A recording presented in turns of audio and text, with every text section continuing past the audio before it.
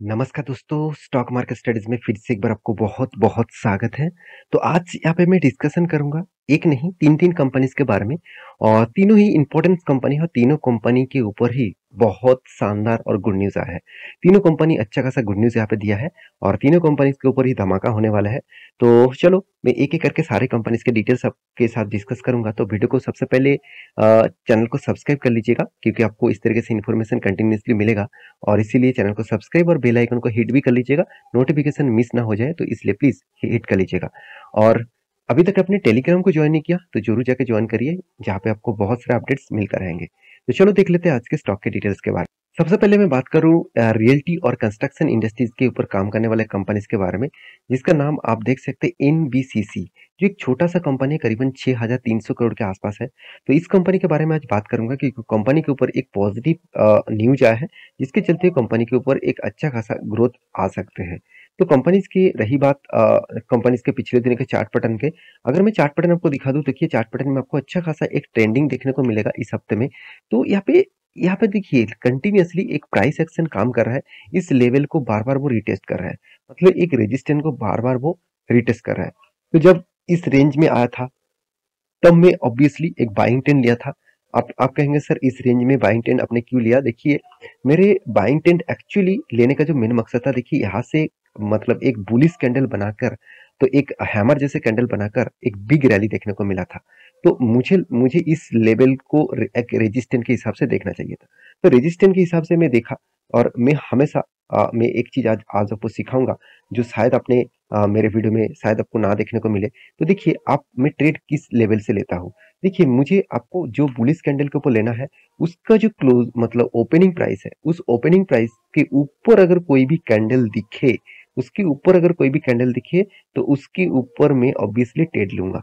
तो यहाँ पे मेरा स्टॉप लॉस इसका नीचे था और इस लेवल में मेरे एंटी लेवल था, और मेरा टारगेट इस रेंज को फॉलो करना था, मतलब इस जोन को फॉलो करना है। ऑब्वियसली इस जोन तक गया था, और मैं इस जोन तक ना भी जाता तो मैं यहाँ पे एग्जिट कर लेता। इस कैंडल में मैं एग्जिट किया हूँ। आप कहेंगे सर क्यों? क्योंकि देखिए यहाँ पे 200 डेज ईएमए भी इसको टच किया है इस कैंडल में। तो फिर से देखिए इस लेवल को रिटेस्ट कर रहा है, तो अभी देखना है इस तरीके से रिटेस्ट करके कहा जाता है। उसके ऊपर मैं एक टेलीग्राम में अपडेट भी दे दूंगा। इसको अपडेट में पहले ही आपको दिया था, बहुत सारे दोस्तों ने देखा है। तो इस कंपनी के ऊपर न्यूज कौन सा है, सबसे पहले वो देखना इंपॉर्टेंस है। तो चलो मैं आपको दिखा देता हूँ न्यूज के बारे में।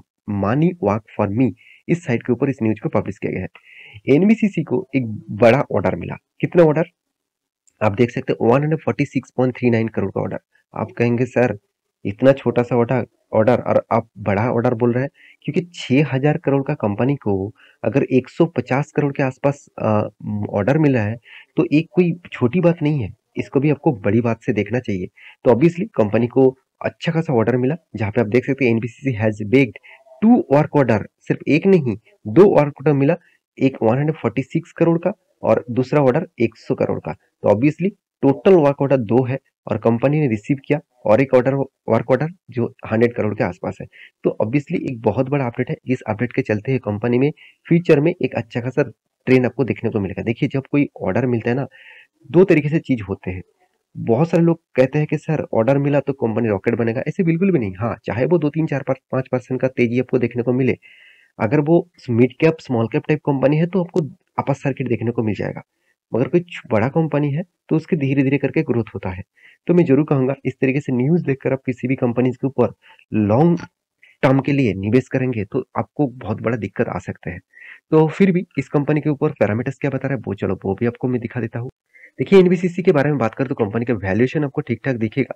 कंपनी के प्रोमोटर के पास 61% का होल्डिंग है, और इसका प्रोमोटर कौन है आप खुद जगह देख सकते हैं। इसका प्रोमोटर है प्रेसिडेंट ऑफ इंडिया, मतलब गवर्नमेंट। तो गवर्नमेंट कंपनी होने के नाते कंपनी में एक्स्ट्रा बेनिफिट के हिसाब से क्या मिला, वो पे आपको दिखाऊंगा। डिविडेंड 1.42% के आसपास है, मतलब 1 लाख आपने निवेश करके रखे इस कंपनी में, तो सिर्फ आपको 1,420 रुपीज का डिविडेंड मिला है इस साल में। तो ऑब्वियसली यहाँ पे कंपनी का एनुअल इनकम अच्छा है, कंपनी में जीरो डेप्थ है, एक बेस्ट बेस्ट पॉइंट है इस कंपनी का, कोई भी कर्जा नहीं है और कंपनी लगातार खुद का प्रॉफिट को इंक्रीजिंग मूड में लेके जा रहा है। अगर मैं आपको कंपनी का प्रॉफिट एंड लॉस दिखा दूँ, तो कंपनी का प्रॉफिट एंड लॉस कंटिन्यूअसली आपको अच्छा खासा पॉजिटिव में दिखेगा। तो कंपनी ने तो प्रॉफिट दिखाया कि एक्चुअली कंपनी के हाथ में प्रॉफिट आया, वो देखना बहुत इंपॉर्टेंस होगा। तो उसके लिए आपको कैश फ्लो में जाना पड़ेगा। आप देखेंगे कंपनी ने लास्ट कुछ मंथ सालों में 2020 में, 2021 और 2022 में प्रॉफिट जो दिखाया, उस हिसाब से कंपनी के हाथ में टाइम टू टाइम पैसा भी आया। तो एक पॉजिटिव साइन है, तो इस बात को आपको मतलब इग्नोर नहीं करना चाहिए। तो रही बात कंपनीज के डेट ऑफ डे, इस पॉइंट को आपको हमेशा मैं देखता हूँ। आप कहेंगे सर डेट ऑफ डे में क्या होगा? देखिए, मान के चलिए आपने एक प्रोडक्ट लॉन्च किया और प्रोडक्ट को बेचा, प्रोडक्ट को सेल किया, उस सेल करने के बाद आपके हाथ में पैसा कितने दिनों में आ रहा है वो देखना जरूरी है। तो कंपनी में 96 डेज में आ रहा है, पहले 100 दिनों के आसपास आ रहा था। तो अराउंड एवरेज आप बोल सकते हैं 100 डेज के आसपास। तो 100 दिन मतलब 3 मंथ के बाद कंपनी के हाथ में पैसा आ रहा है। देखिए कंपनी का प्रोजेक्ट है कंस्ट्रक्शन के ऊपर, तो इंफ्रास्ट्रक्चर के ऊपर, तो उसके हिसाब से कंपनी को तो टाइम लगेगा पैसा मिलने में।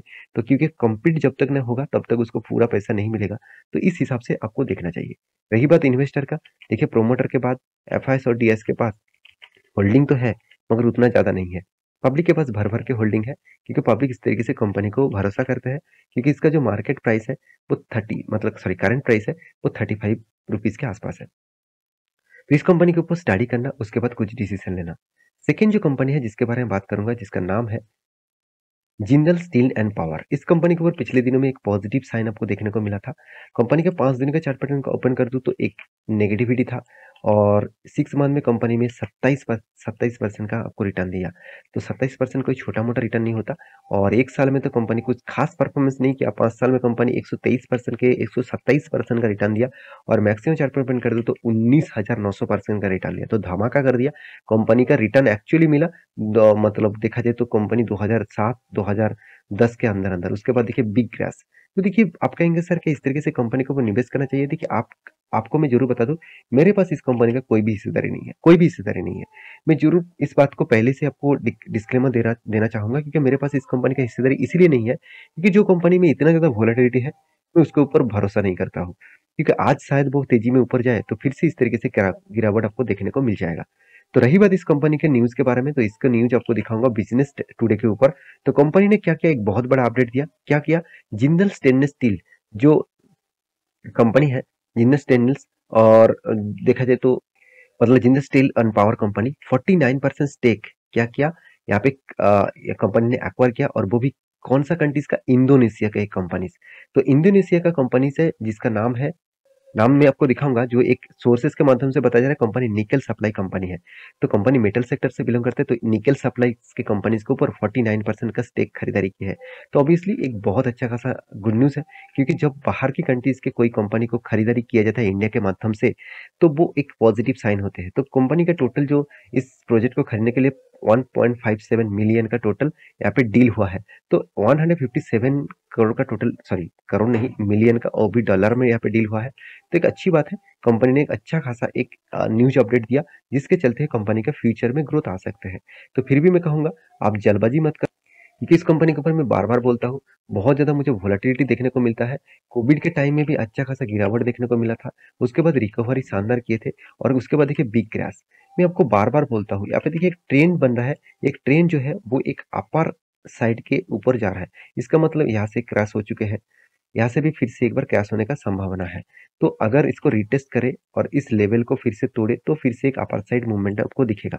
तो मैं ट्रेडिंग के लिए भी कुछ नहीं बोलूंगा, क्योंकि अभी जो ट्रेन यहाँ पे दिख रहा है, तो मेरे हिसाब से इस लेवल तक जब तक ना टूटे तब तक मैं कुछ भी ट्रेन यहाँ पे नहीं आपको टेलीग्राम में अपडेट दूंगा। तो मेरे साथ जुड़े रहिए, टेलीग्राम के साथ जुड़े रहिए, तभी आपको अपडेट मिलेगा।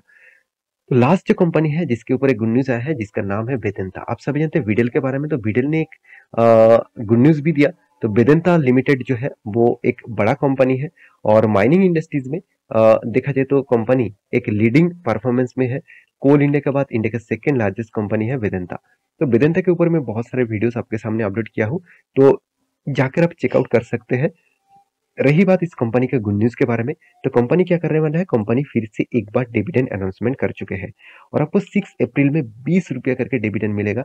और ये जो डिविडेंड है, 5 बार इंटीम डिविडेंड दे रहा है, मतलब साल भर में 5 बार डिविडेंड कंपनी दे रहा है। 2022 में देखिए कितना बार डिविडेंड दिया, मार्च में एक बार दिया, मई में एक बार दिया, जून में दिया, साथ ही साथ यहाँ पे देख सकते हैं नवंबर में दिया। तो यहाँ पे 5 और देखिए जनवरी में, सॉरी 2023 में फरवरी में एक बार दिया और अप्रैल में एक बार दे रहा है। तो हर साल में कंपनी अच्छा खासा डिविडेंड दे रहा है। इसका डिविडेंड यील्ड बहुत शानदार है, 36% के आसपास।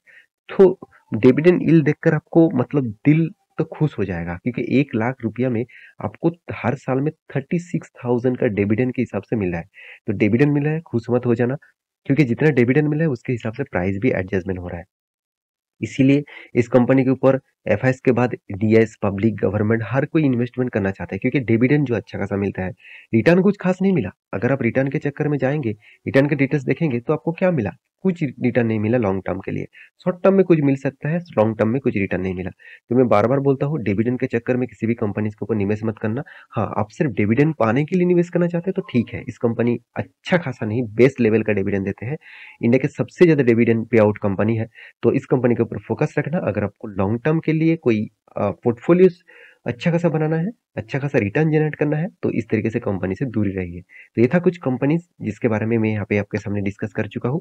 तो मेरे वीडियो से आपको कुछ सीखने को मिले तो जरूर चैनल को सब्सक्राइब करना और लाइक भी करना। तो मिलते हैं नेक्स्ट वीडियो में, तब तक के लिए अच्छे से रहिए, अपने ख्याल रखिए, बाय बाय।